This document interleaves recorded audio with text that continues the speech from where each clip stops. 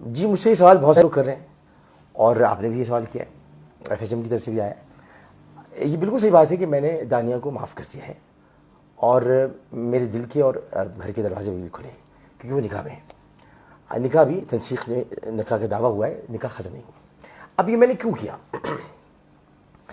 نہ تو میری کوئی کمزوری ہے, نہ ہی مجھے کوئی خوف ہے. ہاں خوف ہے, اللہ کا خوف ہے. اس کی وجہ یہ کہ اب وہ عمر کے لحاظ سے ابھی بہت چھوٹی ہے. اس نے جو کچھ بھی کیا ہے اس طرف آنے سے پہلے میں آپ کو چند باتیں کہنا چاہوں گا.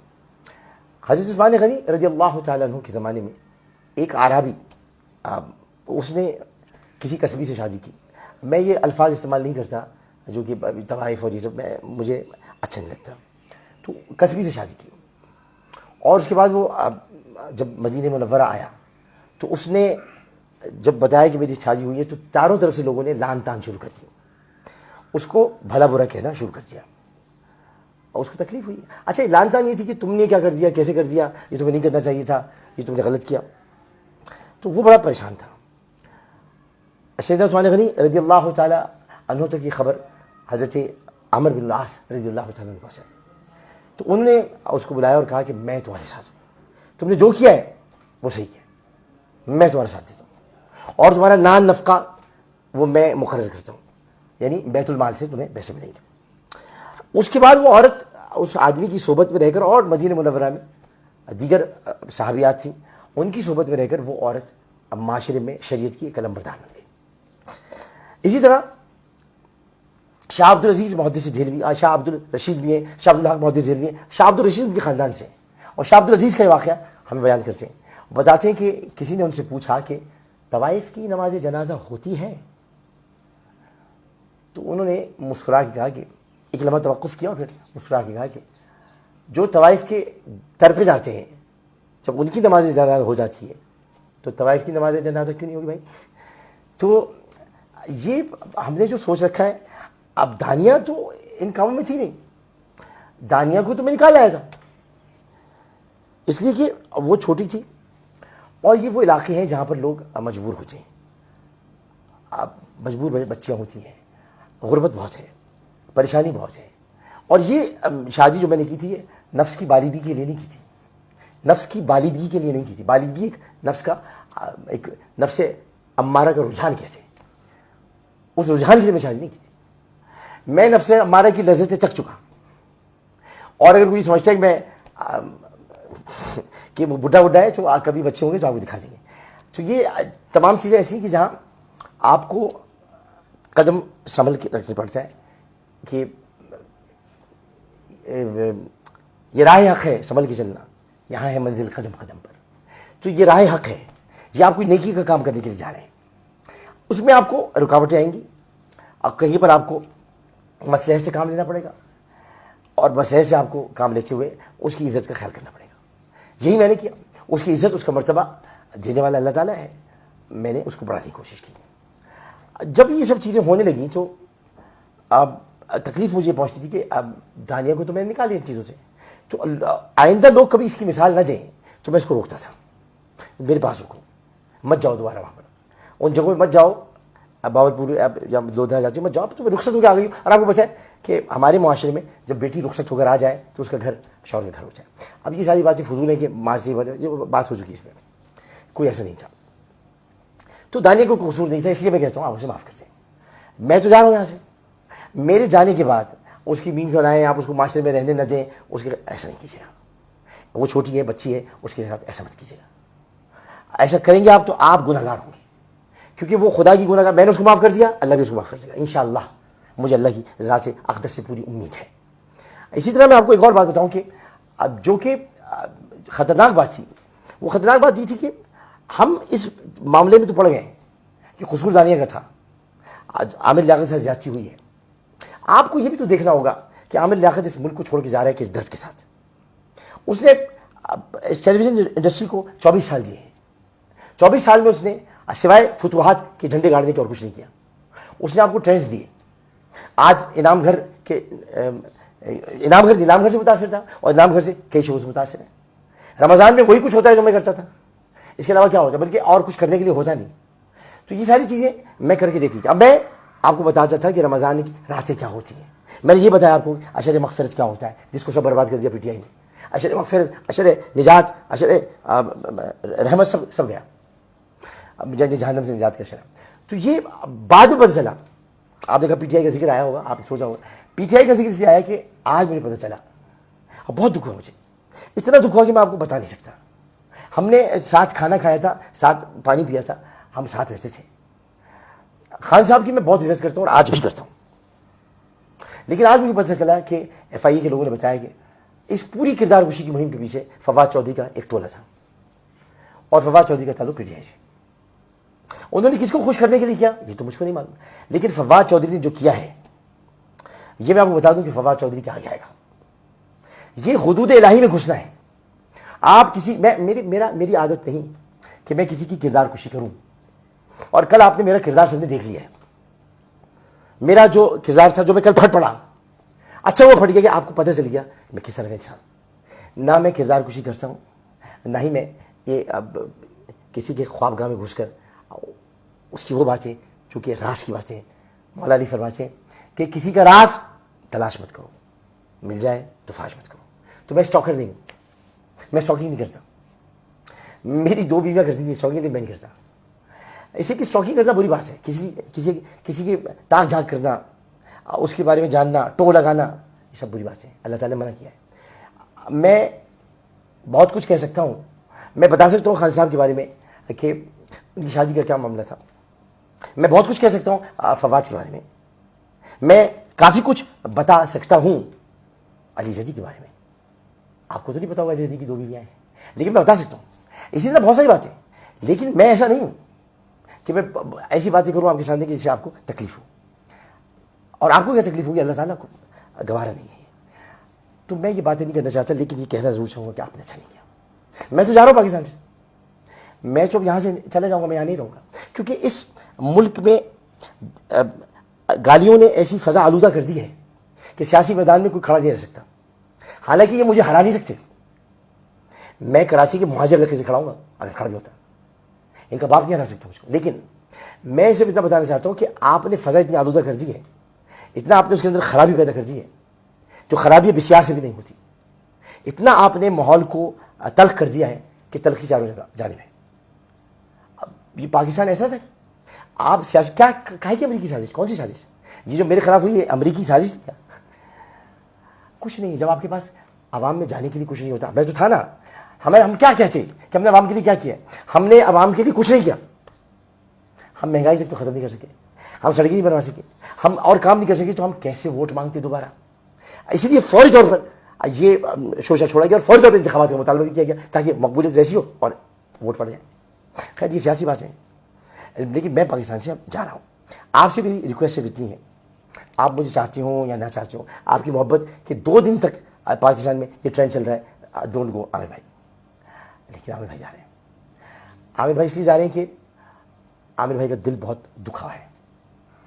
ان کے 24 سال اور آپ لوگوں کا ان کے ساتھ سلوک, آپ نے ان کے اوپر میمز بنائی, آپ نے عامر بھائی کے ساتھ زیادتی کی بہت, آپ نے ان کا مذاق اڑایا, آپ نے ان کے علم پر تو آپ انگلی نہیں اٹھا سکتے تھے, آپ نے ان کے کردار پر انگلی اٹھائی. آپ لوگ اتنا نہیں جانتے جتنا میں جانتا ہوں, لیکن آپ بہت ساری باتیں ایسی کہتے رہے جو نامناسب تھی. میں ہنس کے ٹالتا رہا, میں ہنس کے سہتا رہا, کیونکہ میں ہر خوشی کو غم میں, ہر غم کو خوشی میں اڑا گیا. میں نے کسی کی تکلیف کو محسوس کیا, اپنی تکلیف کو محسوس نہیں کیا. میرے اپنے گھر میں تکالیف نہیں, آپ نے اس کا سہارا لیا, مذاق اڑایا آپ نے. اب ایسا کچھ میرے ساتھ کیا کہ میں وہ بیان سے قاصر ہوں, میں بیان نہیں کر سکتا. لیکن میں نے اپنا پورا بہترین وقت یہاں پر دیا. میں نے جو کچھ کیا وہ سب کے سامنے. آج بھی اپنے حلقے میں مروا کے قاتل کے پیچھے میں پڑا ہوں کہ اس کو پھانسی دلواؤ. عمران خان صاحب آج تک اس کو پھانسی نہیں دلوا سکے, کہتے رہے ہم نامرد کر دیں گے, نامرد کر دیں گے. نامرد نہیں کرتے, شریعت پر عمل کر کے اس کو پھانسی دیتے. تو میں بس یہ کہ اب دل برداشتہ ہو گیا ہوں, اس لیے میں جا رہا ہوں. تو یہ میں آپ, چونکہ آپ نے پوچھا تھا کہ میں رکوں گا کہ نہیں, دانیہ اگر یہ کہ واپس آ جاتی, معافی مانگتی اللہ تعالیٰ سے, مجھ سے نہیں, میں نے تو معاف کر دیا. میں نے تو ہانیہ کو بھی معاف کر دیا. हानिया वो लड़की थी जिसने मुझ पर निकाह का झूठा इल्जाम लगाया। मेरा कोई निकाह नहीं हुआ था, किसी किस्म का कोई निकाह नहीं। अन निकाह मिन सुन्नती फमन रग़िब अन सुन्नती फलैसा मिन्नी। निकाह पर तोहमत लगाना खतरनाक तरीन बात है कि रसूल की सुन्नत है। मैं उसको इसी बात से रोकता था, भाई तुमने निकाह जब नहीं किया तुम क्यों ऐसी बातें करती हो। 3 मुलाकातें, एक दफ़ा घर में खाने के लिए, एक दफ़ा मदद के लिए, बस बात ये नहीं थी कि आप निकाह पर ऐब इल्ज़ाम लगा दें और आप ये बातें करना शुरू कर दें। अगर आपको मोहब्बत थी, कोई बात थी, इसको दूसरे तरीके से हम कर सकते थे। लेकिन निकाह एक बहुत अहम तरीन बात होती है। निकाह पर उसके बाद क्या क्या बातें नहीं की हैं, मैं उनका जिक्र नहीं करना चाहता, बस इतना बताना चाहता हूँ मैं बेगुनाह हूँ उस मामले में। अब आ जाते हैं, मगर मैंने उसको माफ़ किया, अल्लाह ताला उसको खुश रखे। अब ये कि जो और बातें हैं वो ताकि आप सब में साफ करके दिलों को जाना। दूसरी बात ये कि अमीर शकील रहमान साहब, आप मेरे मेंटोर थे, मेंटोर हैं, मेंटोर रहेंगे। आपसे मेरा बड़ा लव है, लेकिन आपने क्या कर दिया। मुझे याद है अच्छी तरह, जब मैंने आपके खिलाफ प्रोग्राम्स किए थे तो आपने बड़ेपन का मुजाहरा करते हुए मेरे घर से चिल्लाए थे और मैं हिल के रह गया था। मैं बीमार से तो आप मुझे पूछने के लिए आए थे और मैंने कहा शकील साहब आप क्या कर बैठे, आपने क्या कर दिया, मुझे आपने जलील कर दिया, शर्मिंदा कर दिया। तो आपने मुझे गले लगाया था। आप मुझे अब जियो पे लिख रहे हैं शैतान। शकील साहब आप तो इतना कुछ जानते हैं, आपने तो इतना कुछ सिखाया मुझको। आलिम ऑनलाइन नाम आपने रखा, सिखाया। आपने शैतान लिखते वक्त ये नहीं सोचा कि शैतान क्या है। शैतान सिर्फ शैतान है, उसका नाम कोई नहीं रख सकता। अबू बकर का नाम मैं रख सकता हूं, उमर का नाम मैं रख सकता हूं, रज़ी अल्लाह ताला अन्हु, इन सब के नाम मैं रख सकता हूं, मैं शैतान का नाम नहीं रख सकता। शैतान मरदूद है अल्लाह की। अल्लाह ने फरमाया औज़ु बिल्लाहि मिनश शैतानिर रजीम। आप किसी, मैं तो बच्चों के लिए कहता हूं कि शैतानी कर रहे हैं, हाँ ना क्या शरारत कर रहे हैं, शैतानी नहीं कर रहे। शैतान शैतान है, शैतान इंसान का मुनकिर है, इंसान शैतान का मुनकिर है। और लखानी साहब आप मेरे वालिद के दोस्त, आप मेरे बड़े, मैंने आपको बाप का दर्जा दिया और देता हूं, आपने मुझे बदकिरदार लिखा है। हाँ, दानिया के कहने पर या जो इसके स्टेटमेंट पर बहुत सारी चीजें आप सेंसर कर सकते थे। अगर वो जो कह रही है वही कहेगी आप, तो फिर जो फौज के लिए लोग कहते हैं वही कहते हैं तो आप लिखें, वहां नहीं लिखेंगे ना, हमारा डंडा आएगा। तो आपने जो है वो ये कहा कि मैं बदकिरदार हूं। मैं बदकिरदार नहीं हूं लखानी साहब, मैं आपका बच्चा हूं, बेटा हूं आपका। मैं आप आज भी मुझे महबूब है, एक्सप्रेस आज मुझे महबूब है, जियो आज मुझे महबूब है, इब्राहिम तुम मुझे आज भी महबूब हो, तुमसे कहा सुनना सब माफ़, और शाहजेब खानजादा तुम आज भी मेरे भाई हो, कहा सुना माफ़ कर देना मुझको यार, लेकिन कि तुम मेरे भाई हो। ये तमाम चीज़ें ऐसी हैं कि मैं ये समझता हूँ कि इंसान को वक्त के आने से पहले, वक्त के जाने के बाद माफ़ी मांग लेनी चाहिए।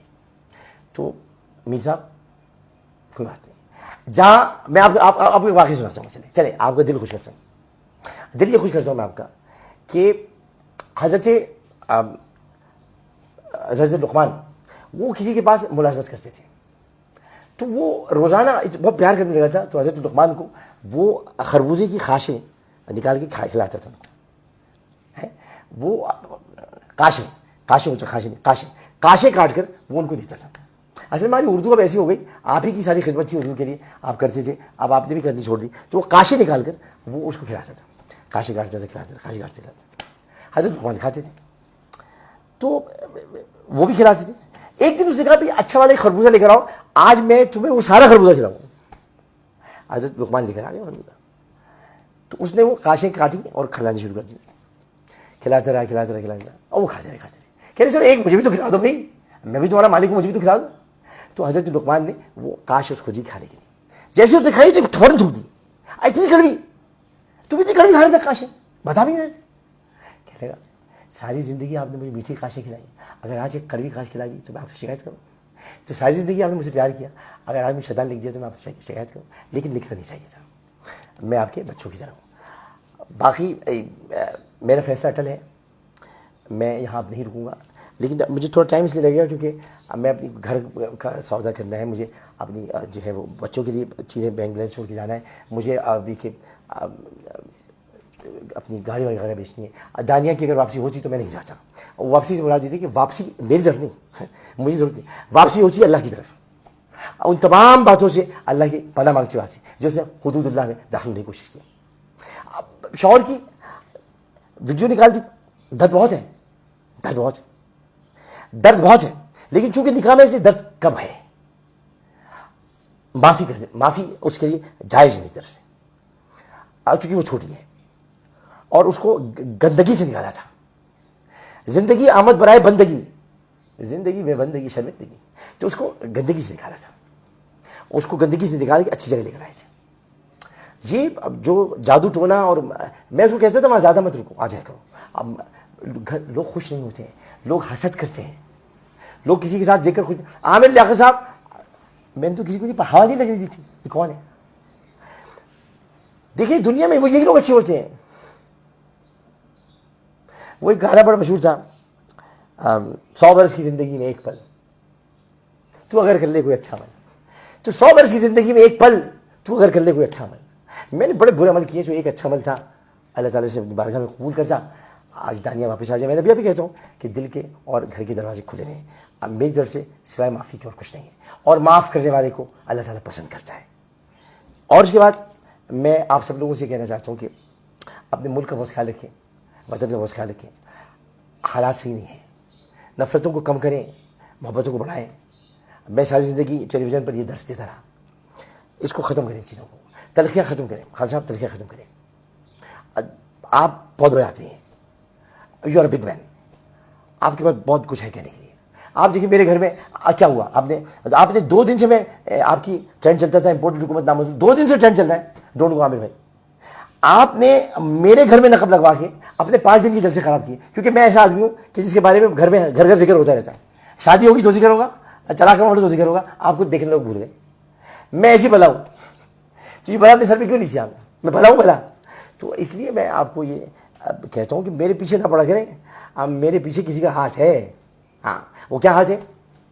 मुझे दुश्मनों न छेड़ो, मेरा है कोई जहां में, मैं अभी पुकार लूंगा, मैं अभी पुकार लूंगा, नहीं दूर है मदीना, मेरी आरज़ू मोहम्मद, मेरी जुस्तजू मदीना। मैं मदीने से याद आए, मैं जाने वाला हूँ, बुलावा आ गया रसूलुल्लाह। ये शराबी नशे और आइस वालों को जल्दी नहीं बुलाते रसूलुल्लाह, हाँ टाइम लेते हैं, आ गया।